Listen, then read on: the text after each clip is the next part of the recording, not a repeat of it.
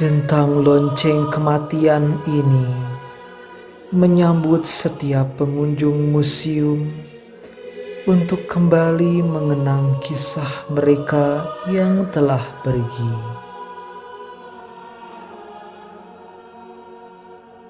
Ya, saya mengajak kalian jalan-jalan ke Museum Taman Prasasti yang dulunya merupakan pemakaman orang asing di Batavia dan para tokoh Belanda pada masa itu. Kini, setelah semua jenazahnya diangkat dari tempat pembaringannya yang terakhir, hanya tinggal bongkahan-bongkahan batu nan antik, bagaikan monumen yang menjadi saksi bisu kisah hidup mereka di dunia ini.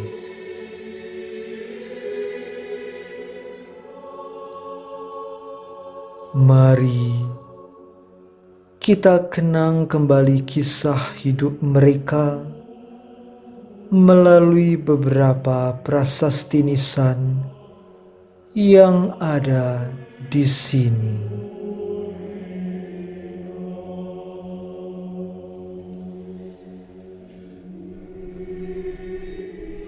Ini adalah nisan milik Monsignor Adam Karl Kaisen. Beliau adalah Vikaris Apostolik Batavia dan juga tokoh yang membangun gereja Katedral Jakarta.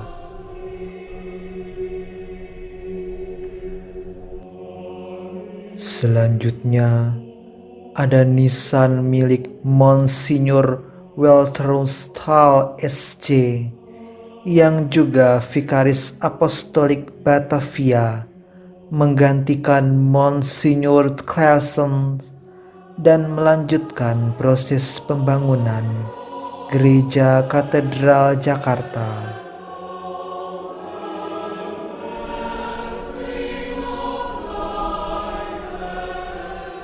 Di tengah kompleks bekas pemakaman ini, terpajang monumen nisan seorang pastor Belanda bernama Hendrikus van der Heijden.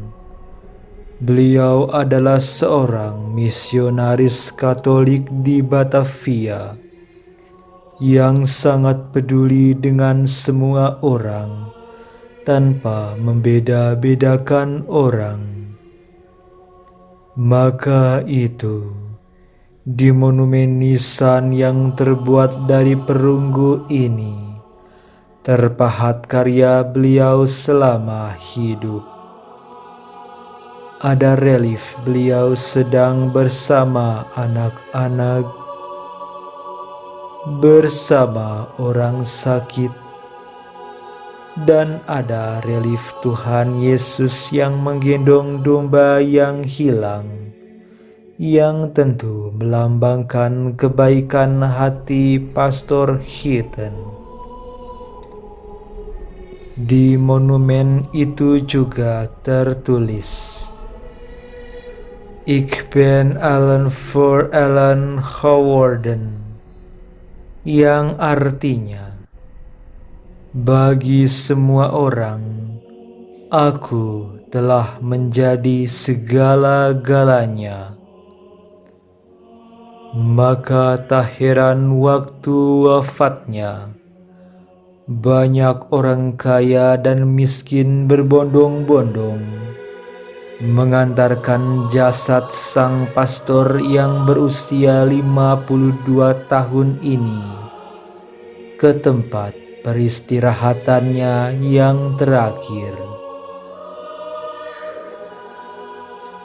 Menurut pemandu Eko Wahyudi yang menemani saya, monumen nisan Pastor Heijden yang terbuat dari perunggu ini merupakan hadiah dari pemerintah Hindia Belanda. Sangat jarang pada masa itu Monumen nisan seorang pejabat terbuat dari logam karena umumnya dari batu. Maka itu hanya orang-orang yang sangat spesial, dan untuk mengenang seseorang itu secara abadi, dibuatlah monumen nisan dari logam, supaya tidak mudah rusak termakan zaman.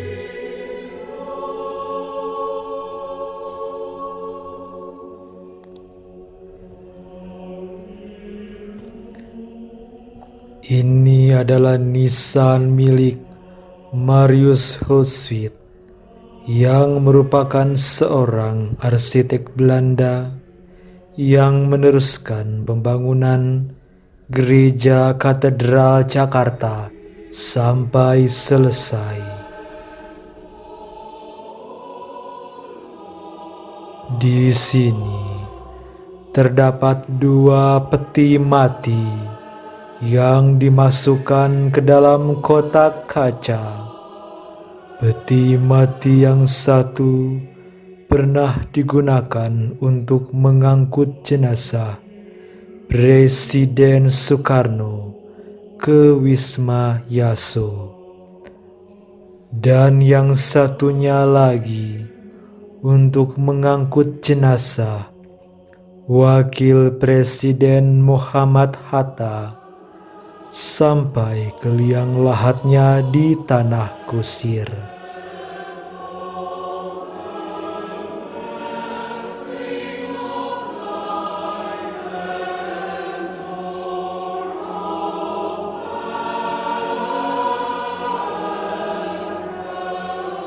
Ini adalah bangunan nisan milik Olivia Mariam, istri pertama dari Thomas Stamford Raffles, yang pernah menjadi Letnan Gubernur Inggris di Pulau Jawa. Ia meninggal karena malaria yang ketika itu memang sedang mewabah di Batavia, seperti pandemi virus corona ini. Raffles sangat sedih amat mendalam atas wafat istrinya itu. Maka ia hendak memakamkannya di Kebun Raya Bogor, tempat yang menjadi kesukaan Olivia. Namun sebelum meregang nyawa, ternyata Olivia sudah berwasiat ingin dimakamkan di samping sahabatnya yang merupakan seorang pria bernama John Caspar Leyden. Makam sahabatnya itu ada di Kharkovland. Maka Raffles membaringkan jasad istrinya di sini. Sungguh, pusara Olivia dan Leyden ini, dan juga beberapa nisan yang lain, tidak berpindah posisi ketika terjadi pembongkaran untuk mengambil jasadnya.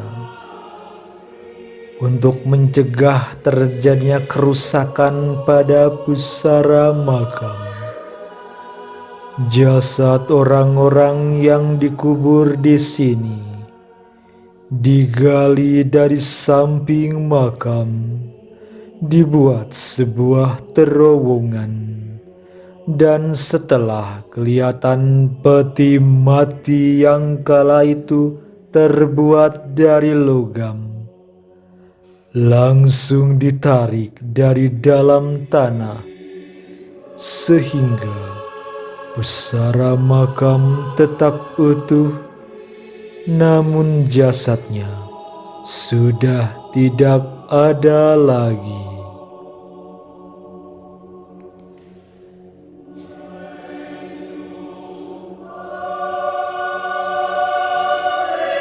Ini adalah tugu nisan milik Launi, yang merupakan Direktur Jenderal Finansial Hindia Belanda.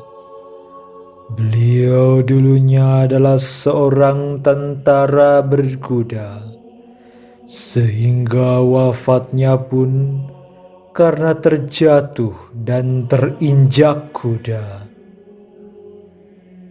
Batu tugu ini berasal dari Italia dan dipahat di New York, lalu dibawa ke Kaufland di Batavia ini.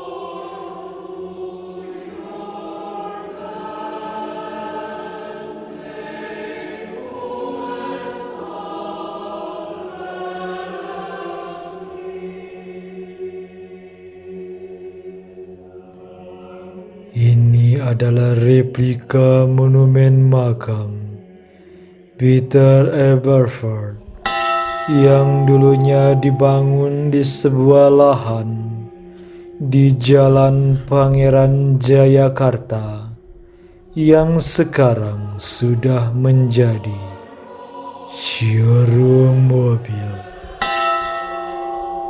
Peter Aberforth adalah seorang keturunan Jerman Thailand yang tidak suka dengan pemerintah VOC. Ia memiliki tanah yang luas di belakang gereja GPIB Sion.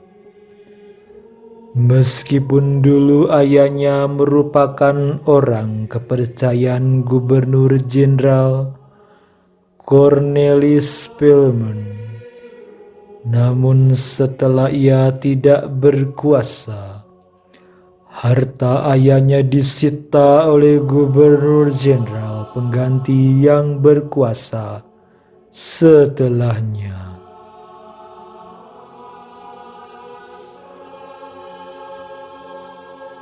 Peter bersahabat dengan Raden Kartadria dari Banten.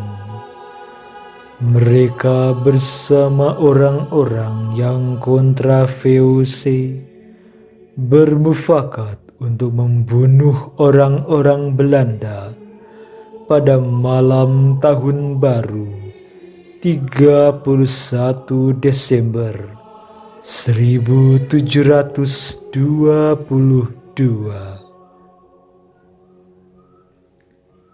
Namun 8 bulan sebelum dilaksanakan, rencana mereka ketahuan oleh VOC.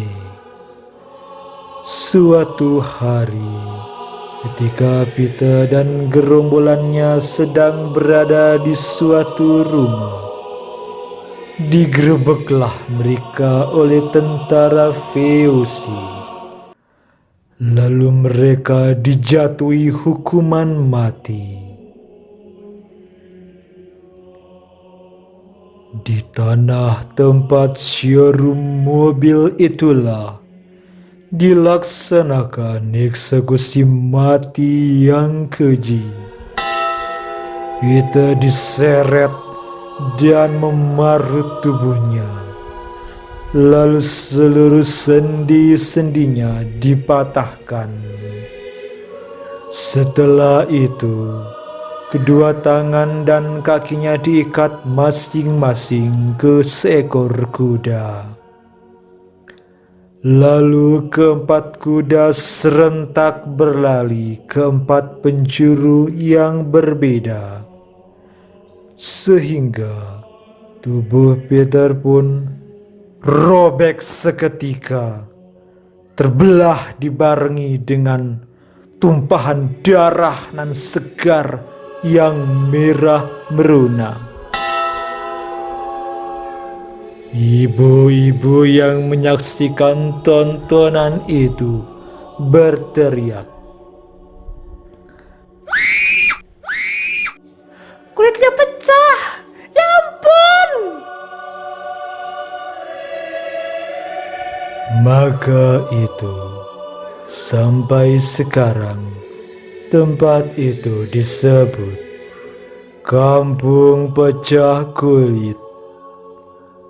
Setelah tubuhnya robek terbelah, seorang tentara VOC memotong kepala Peter dari lehernya. Setelah itu, ia mengambil pisau, menusuk bagian bawah kepala yang bersimpah darah itu hingga tembus ke atas kepala Peter bagaikan sate.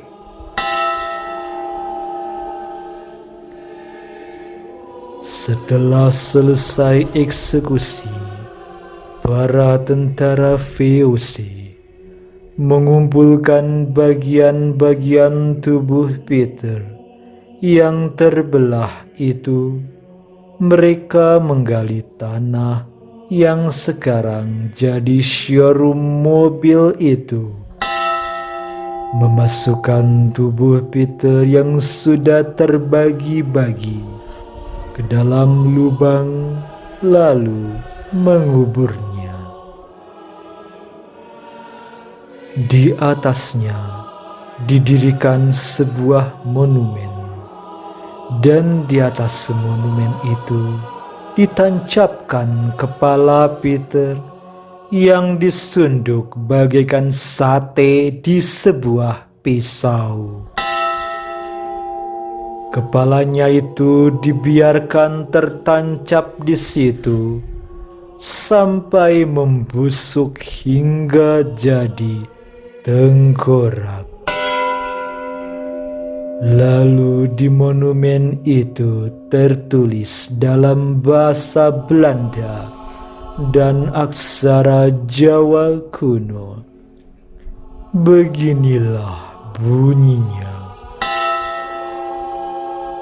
untuk mengenang pengkhianatan negara yang terkutuk Peter Elphberg, dilarang mendirikan bangunan atau bercocok tanam di tempat ini sekarang dan sampai kiamat. Batavia, 14 April 1722. Namun setelah 2 abad lebih monumen makam ini berdiri, Jepang menghancurkannya ketika memasuki Indonesia pada tahun 1942. Tengkoraknya hilang dan konon kuburannya sampai sekarang tak pernah digali, sehingga kemungkinan tulang belulangnya masih ada di tanah yang sekarang jadi showroom itu.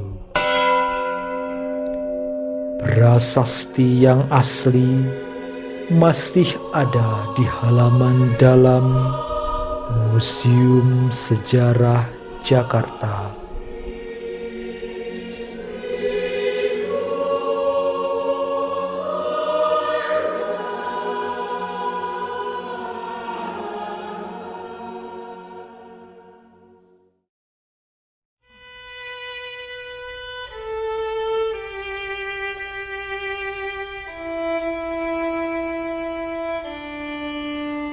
Ini adalah nisan Elizabeth Adrienne Rosenbaum, istri dari Jeremias Hill, yang dulu memiliki sekolah Santa Maria, yang merupakan sekolah tertua di Jakarta. Sekolah ini dibangun di atas lahan yang dulunya merupakan rumah tinggal mereka di Jalan Insinyur Haji Juanda.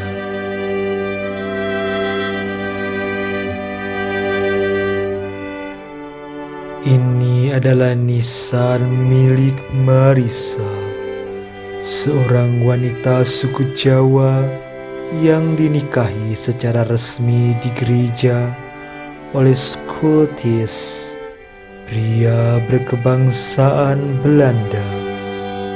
Hal ini unik, mengingat pada masa itu kebanyakan wanita pribumi hanya menjadi wanita simpanan.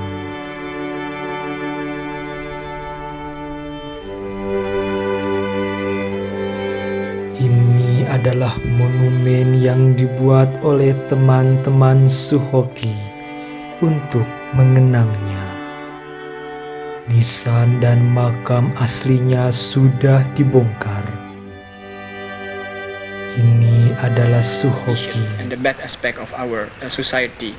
And so, although when they speak in the front of the people, they speak about justice and rule of law, in reality, yang merupakan aktivis pergerakan mahasiswa yang berdemonstrasi pada akhir era Orde Lama.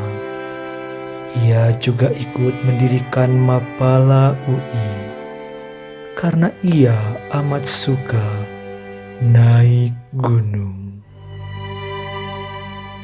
Tetapi ketika mau merayakan ulang tahunnya yang ke-27 tahun di Gunung Semeru, ia meregang nyawa karena menghirup gas beracun bersama rekannya.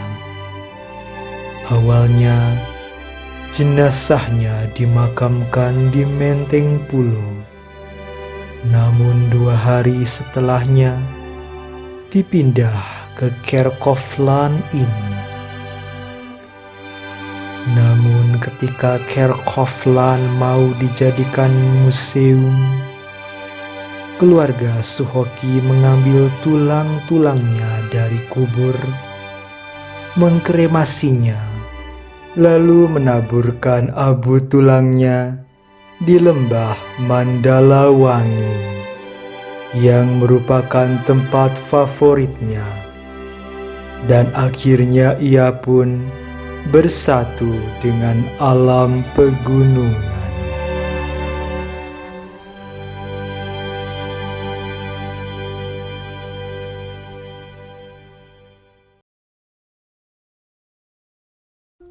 Ini adalah monumen nisan Mayor Jenderal Perrier yang merupakan panglima perang Belanda di Jawa. Terbuat dari logam berwarna hijau dengan arsitektur gotik Eropa yang runcing-runcing ke atas bagaikan gereja.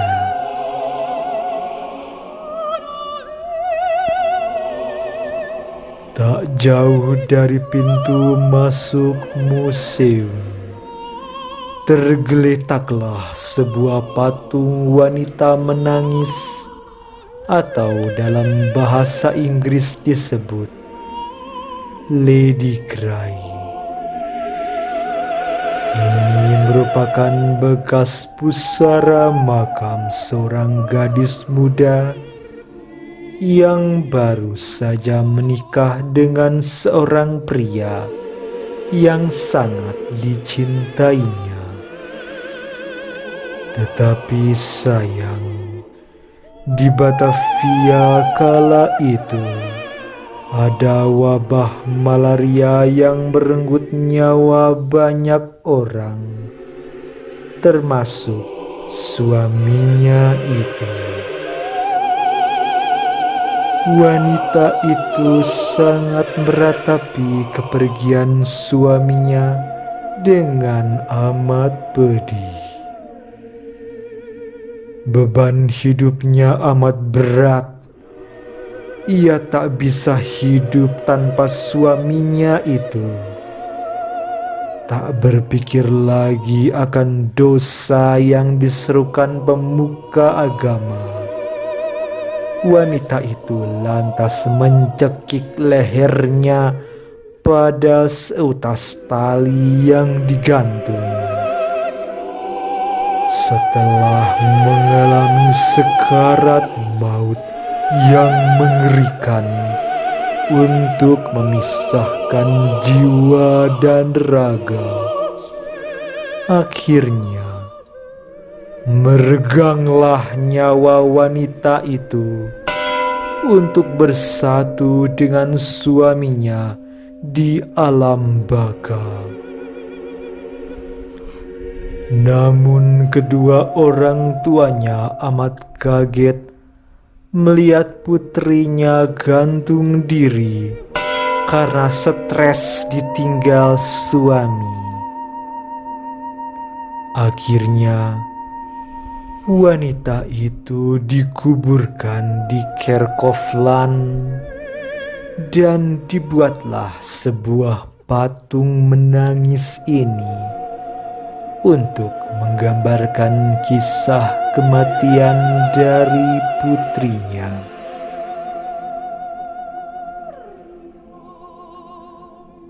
Tak jauh dari patung Lady Cry ini, berdirilah seonggok batu yang merupakan tugu peringatan yang dibangun oleh pemerintah Jepang untuk mengenang tentara Jepang yang gugur ketika melawan sekutu pada tahun 1942.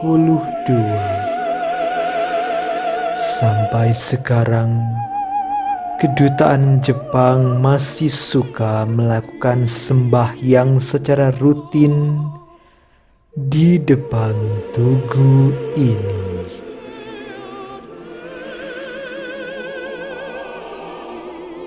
Di samping tugu peringatan Jepang ini, terdapat 3 buah delman. Yang kanan dan kiri merupakan delman yang dihadiahkan oleh Bapak Joko Widodo ketika menjabat sebagai Gubernur DKI Jakarta, dan yang di tengah adalah delman peninggalan Belanda yang berfungsi untuk mengangkut jenazah dari tepi sungai ke Kerkhoffland ini. Di dalam delman ini ada sebuah peti mati logam yang merupakan sisa stok di Kerkhoffland dan sekarang menjadi pajangan bersamaan dengan delman jenazah ini.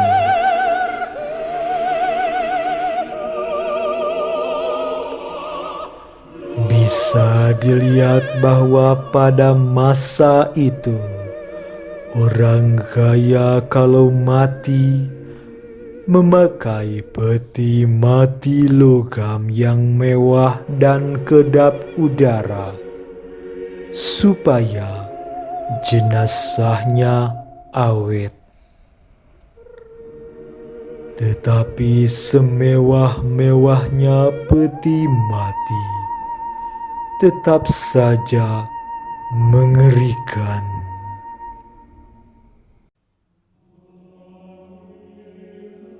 Di sampingnya terdapat sebuah rumah yang disebut mausoleum untuk menyimpan jenazah yang telah diawetkan, alias mumi. Dulu di sini terbaring mumi keluarga Van Delden. Beliau adalah juru tulis di Indonesia Timur dan pernah menjabat sebagai Ketua Perdagangan VOC. Atas izin dari pemandu Eko Wahyudi, secara eksklusif beliau membukakan pintu hijau ini untuk melihat seperti apa bagian dalam yang dulunya merupakan tempat meletakkan keempat mumi keluarga Van Delden ini.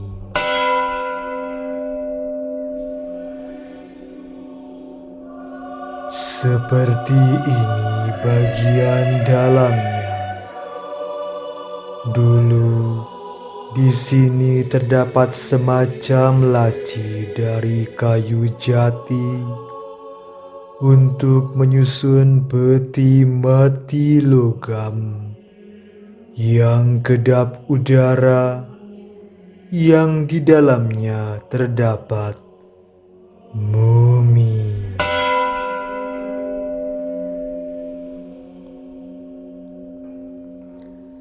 Ini adalah makam Kapiten Jas, seorang yang dituakan dan memiliki wilayah pemerintahan setara dengan Afdeling di Batavia. Konon katanya, pada saat pembongkaran, di sini terdapat pohon yang sangat besar, sehingga bila dipaksakan hendak diambil jenazahnya, akan merusak pusara makamnya. Sehingga sampai sekarang masih ada jenazahnya. Inilah makam yang dipercaya sebagian orang membawa keberuntungan.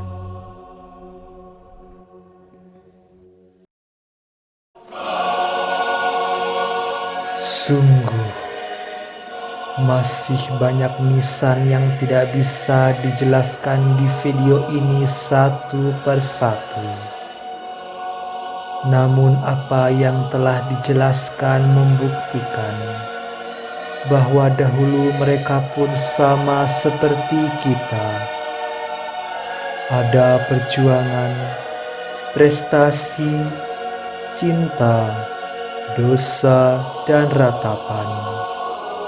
Perlahan namun pasti, kita pun kelak akan seperti mereka.